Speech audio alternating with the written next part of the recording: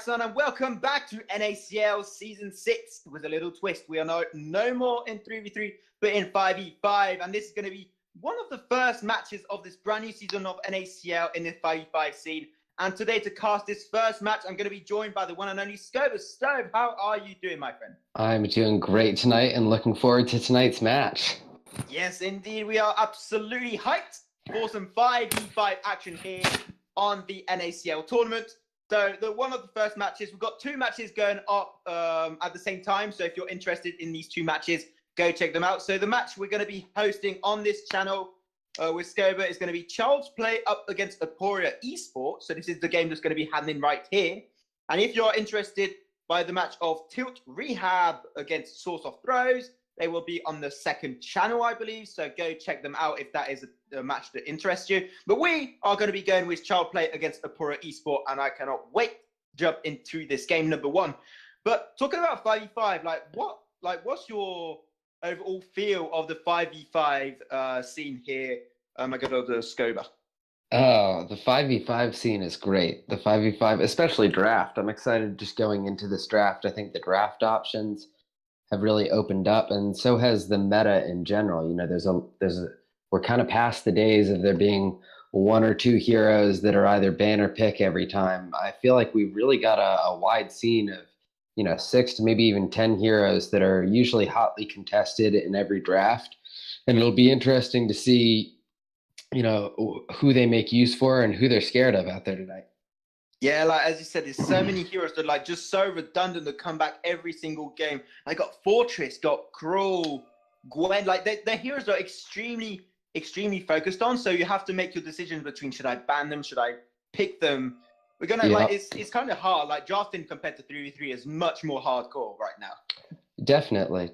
I think there's a bit more strategy in that, and also in terms of just who you're trying to, even after bans, who you're trying to take off the board, even if it's not somebody that necessarily, you're trying to play with. It's just somebody that you're trying to make sure that the enemy team doesn't get.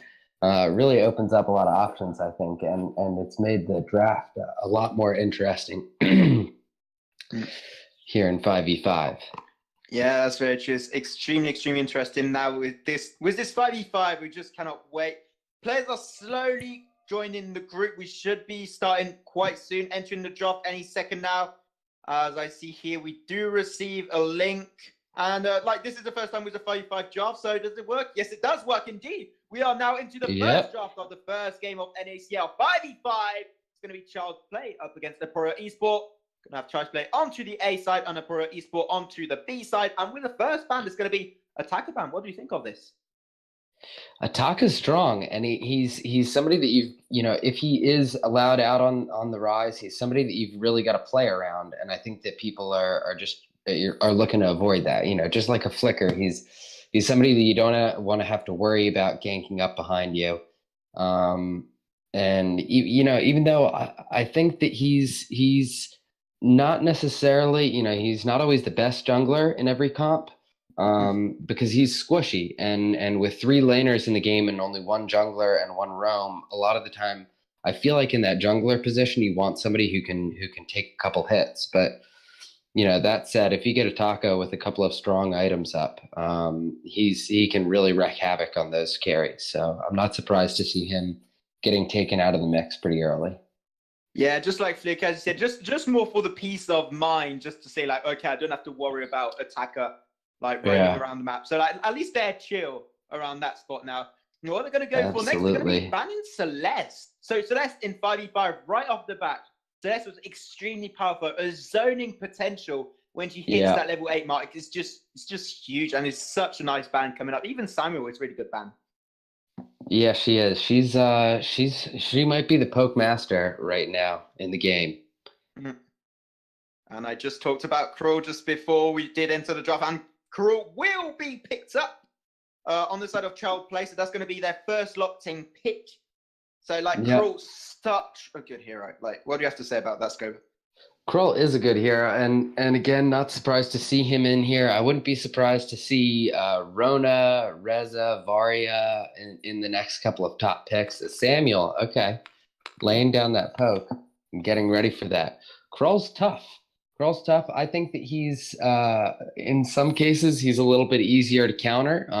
But as a jungler, he's a very hard person to go up against. He's almost impossible to 1v1 right now in the current meta. Even heroes like Rona and Rhyme, just because of the place that Crawl is in, they have a hard time going up against him.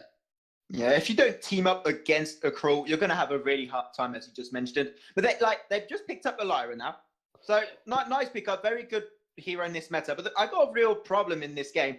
Oh no, okay, I was going to say Fortress is still available, and they could combo that up with the Cruel, and it would have been a deadly combo. But they're going to go for the Churnwalker. So why do you think they picked that up?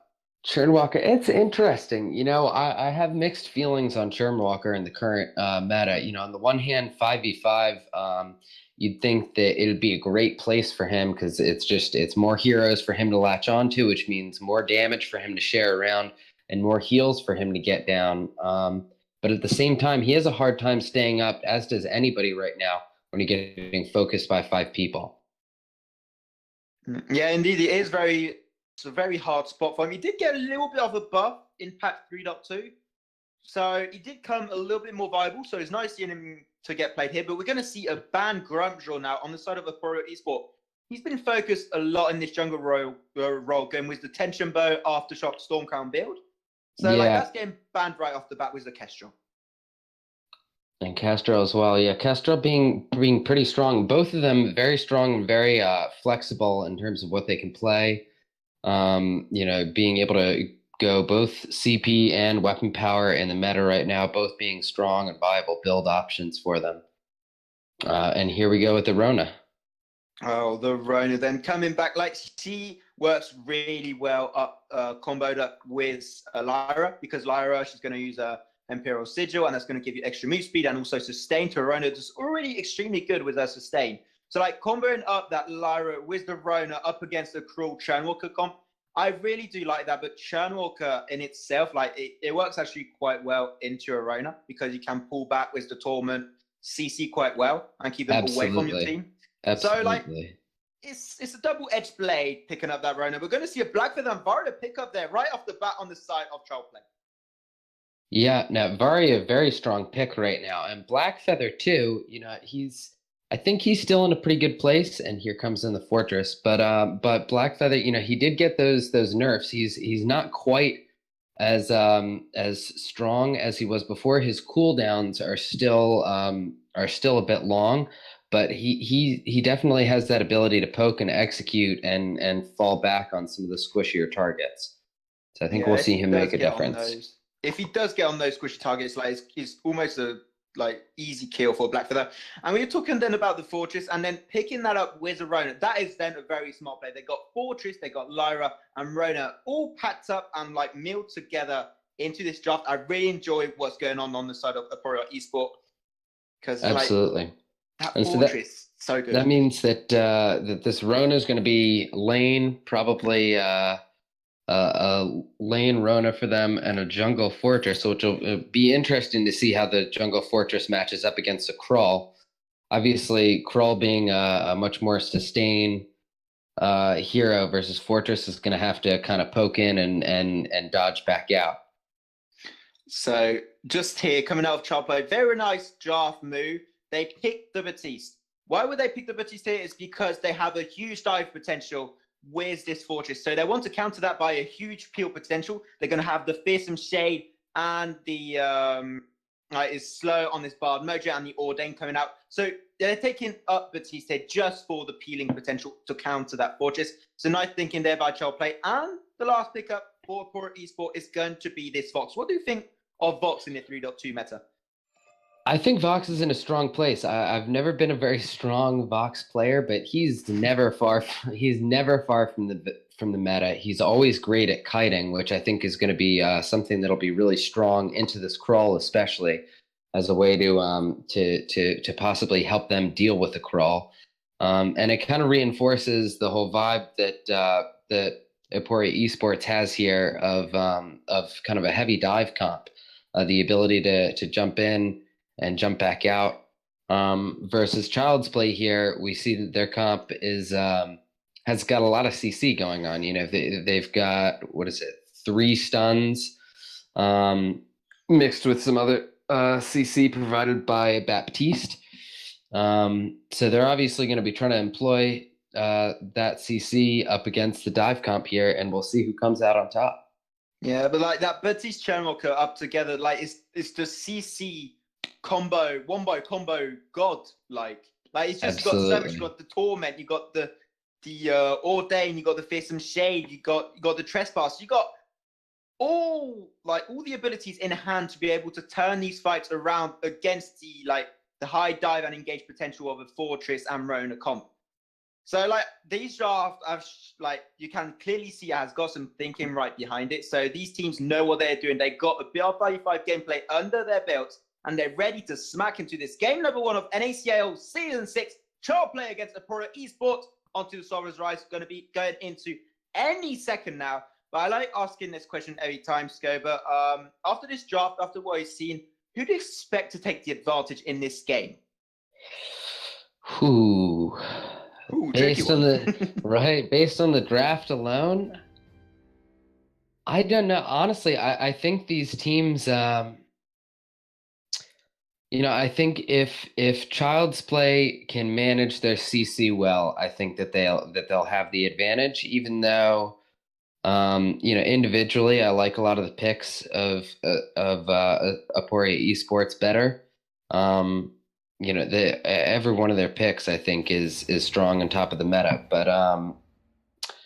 But Child's Play's got some good counters to them in there. So if they can use them well, I think that they have a chance of coming out on top. I am interested to see whether which way they're going with the Black Feather and the Baptiste. Both of them kind of have the ability to go weapon power or CP. So we'll see what they employ here. I think Weapon Baptiste has an easier time in the lane, but we'll see what they go with. Yeah, indeed. And now we are to the Sovereign's Rise for this game number 1, Child Play up against Aporia eSports. The hype is real for this game number 1 of Season 6 of NACL, and these teams are ready to battle out and try and come out victorious. So it's really interesting to see what they're going to try and go towards this early game. Probably an invade. What do you think? I would guess that both of them have some strong early team players. Krull's got a great early game. Krull's got a great early game. So does Baptiste. Let's see if they try to take anything in. It looks like Aporia eSports is waiting there in that bush. So we'll see if they make a move in or if they're just guarding for an invade. Looks like they're just zoning out for the moment. They're just trying to feel the vibe a little bit. But like Child's Play, like late game, if they get to the late game properly without any huge minor problems, Child's Play is going to have so much awesome peeling coming up from that Baptiste and Chenwalker. So to the question I asked you earlier, I'm going to give it the win to Child's Play because of that superior late game draft, in my opinion. After that, we're going to have to see. But for the moment, very passive early game. Yeah. Both of the junglers are really just making their rounds and getting their farm, and not really pushing much. But and Rona, I think particularly has a pretty strong early game. But it looks like she's just going to go down to her lane, try to farm up a bit, and see if she can take that advantage over on Black Feather. And you can see Kos into the jungle. He's just trying to roam around, trying to pick a few early kills if possible. Into this mid lane, we have the Fortress there. Does come out, extra move speed onto Chuck. Not doing much for the time being. You're just trying to roam around, trying to know what's going on. But look at that. You have a sneaky Kos down into this bot lane, and you have Eclipse. It's extremely low onto this Rona. He does have the into the break. Looks like Kos is going for the decisive kill, probably. But he does pop the healing flask just in fear of that engagement, and he's going to let that one slip away.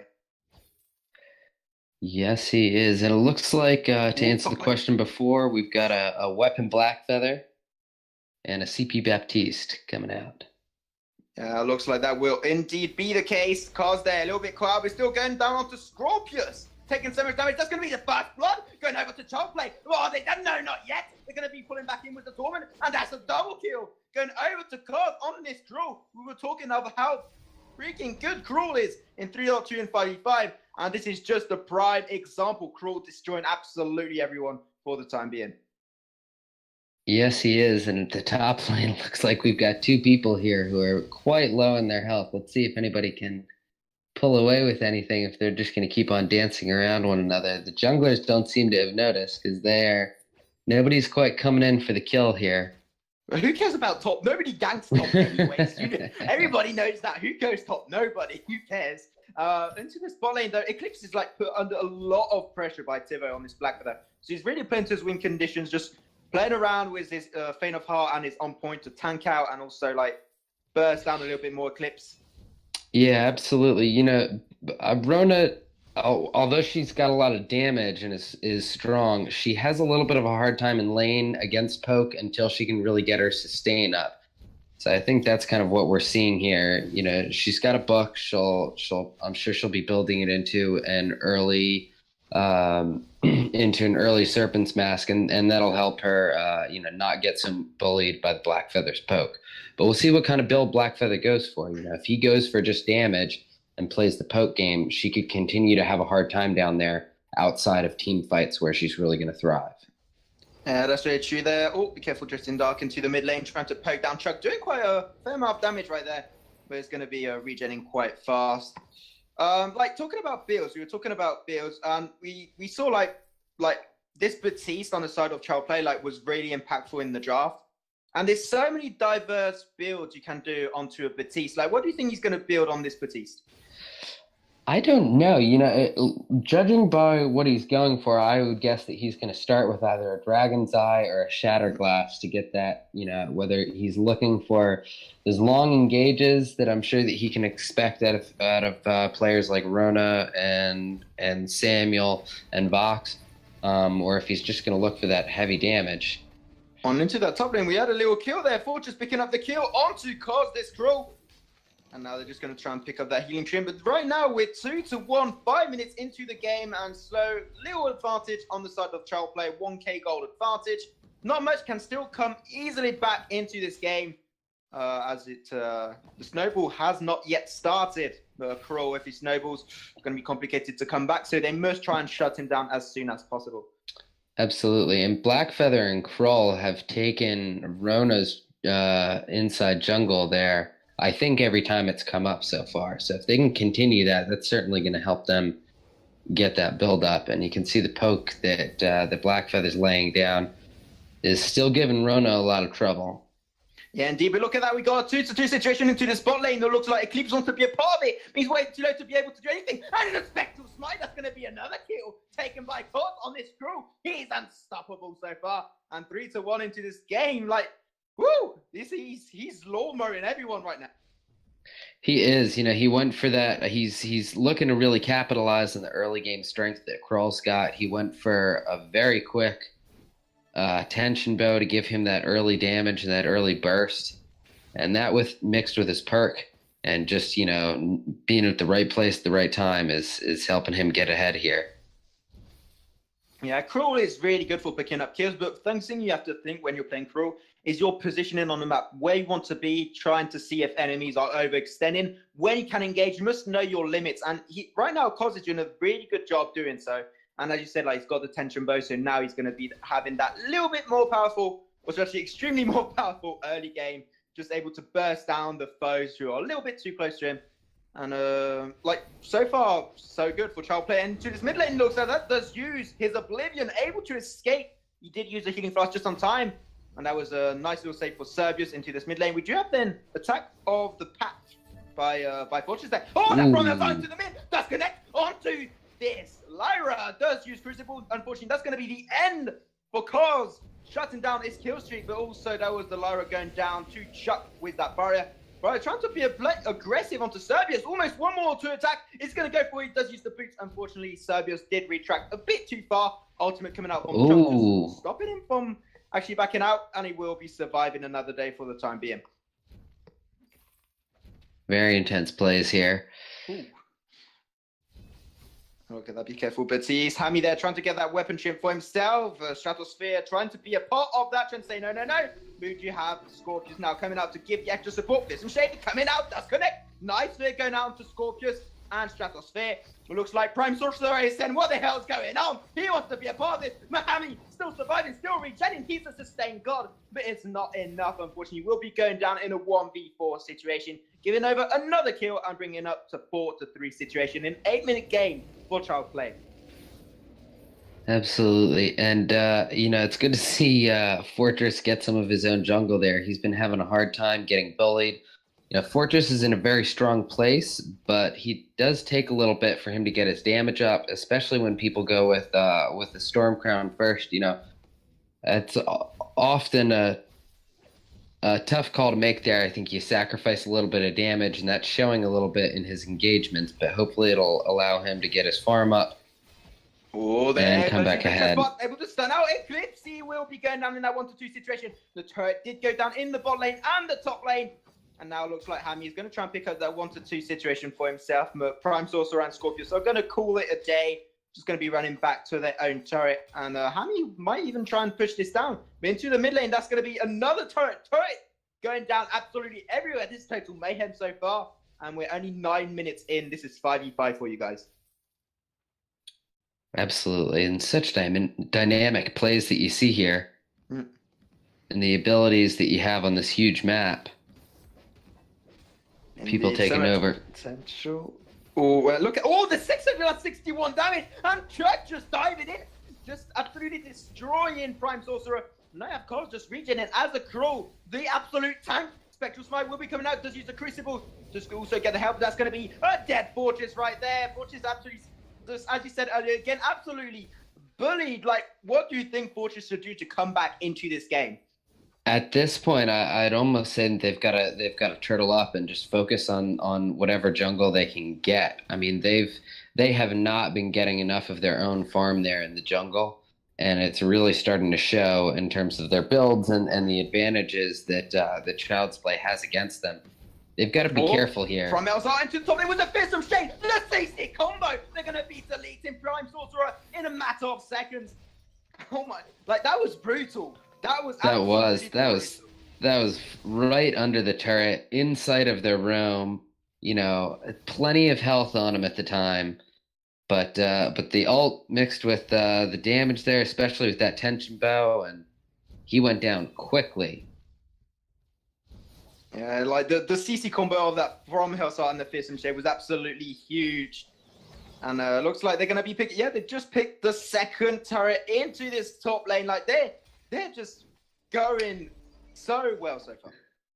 They are. They're living in the other team's jungle too, which is obviously never something you want to have happen to you.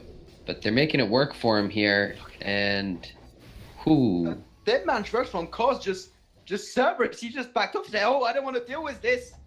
Unfortunately, like, he's fed. Like, right now he's doing 4-2. Like, he's not really fed. Oh, Trespass coming out. Does get. Oh, what? Prime Sorcerer, where did you go? He's gone. He's deleted. Scorpion's going to be following the same way. Does use an arcane passage just on time to escape from Elzar coming out. Boomerang connects on a fortune. That's going to be hero kill. Lyra goodbye. And what? Wow. Oh my god. We've got a lot of damage coming out here, and these guys are really starting to fall down fast.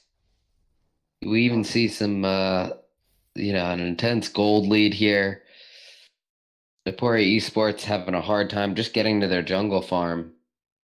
I don't think that Krull has seen his own jungle farm in a couple minutes now. He's just been living in theirs. Yeah. Like, your jungle is my jungle now. Like, Fortress, he's like, nah. No, you got nothing, Fortress, right now. Like, Krull, unfortunately, Krull's one of those heroes, right? Like, when you start snowballing, it's extremely, extremely hard to stop that snowball from, like going to terms. And unfortunately, right now, that is a prime example of a Krull just snowballing and not letting it go or get anywhere, not getting away. And right now, he's just taking his win conditions in hand when you play Krull, and he's doing extremely well. And Varo just diving in there, going to be putting that spear down. So just almost going down. We did have the Crucible and the heal coming out just to save his life by a split of HP. And like the burst also by these bard motors of Hammy. 500 is the minimum damage he does right now. That's Yeah, huge. they've got a pretty burst heavy team. Baptiste and Kroll especially have the ability to do that burst. Look at how they're all closing in on this poor Rona here. Looks like we're going to have a fight. Fearsome Shade coming out. Oh, the three-man Fearsome Shade. Well connected by our only Hammy. And our Prime Sorcerer are going to try and stack up. He does pick up a kill there onto this Black Feather Tivo. Unfortunately, though, down now. Got Shaded Talent a little bit caught out, a little bit separated. Does use a Crucible. Just Boss coming out. Will be standing out Lyra a little bit out of position, but Borges wants to try and help out his ally. Unfortunately, not going to be able to do much. You have the Tor. Oh my god, the CC potential is just huge. And now Star Stroffer is going to try and get away. And he's going to be going down once again. That's going to be 4 kills and almost an ace going down to their team. And Carl's going up 1-to-1 man up against this Rona. And that's going to be an ace to the side of Trollplay, doing a flawless game so far. And that is the ace. And this is one of the tough things that you're about to see about this new 5v5 map is that, once you get a turret down, once you get any one of the final turrets down, you're really open up in there. Your turrets, your final turrets don't reach to, inside the base very much. They leave a lot of space for fights to happen inside your own base, without the cover of turret. And really, only the Vein Crystal's defenses, which, while the stuns are useful, they're not putting out a lot of damage. So there's not a lot to de-incentivize players from fighting in there. Ooh, look at Cars. They're trying to be sneaky, man. Unfortunately, they do the vision. There was a little sneaky scout cam in the bush, but they're still going to dive it anyways. Cars wanted to go for it, but he just said, maybe a 1v5 is a bad idea. So I'm just going to back off for the time being. What do you think, Team Aporia should do to come back from this game? Because so far it looks like almost impossible. It does look almost impossible. I'd say their only chance is to ride out the levels. I mean, right now their jungler is 3 levels below the enemy jungler. Oh, sorry, gonna have to call you off, and that's the end. I didn't even have time, and Eclipse is already down. With look at the reverse damage there from Aporia. They've done actually quite a good job. Course going very low. He's going back in with Dead Man Rush. That tension bow prop was huge, and he's gonna try and escape. Nice double kill coming out there from the side of Child Play. Got the Torm, the shot. What do you want to say? They were in a bad spot and they turned it around and Child Play just won that team fight once again. This is GG in 50 minutes. Yeah. What do you want to say? There's nothing to say. This was brutal. It was. They got a couple of early game leads and the Kroll really taking charge, I think, in helping his team get that early game lead. He was a menace in the jungle, starting off the game at 3-1 and making it known to the Fortress that he wasn't going to win a 1v1 against him. He wasn't going to win even if he had his roam with him. And it really snowballed from there in terms of farm. Like I said, we're looking at the end of game here and their levels behind.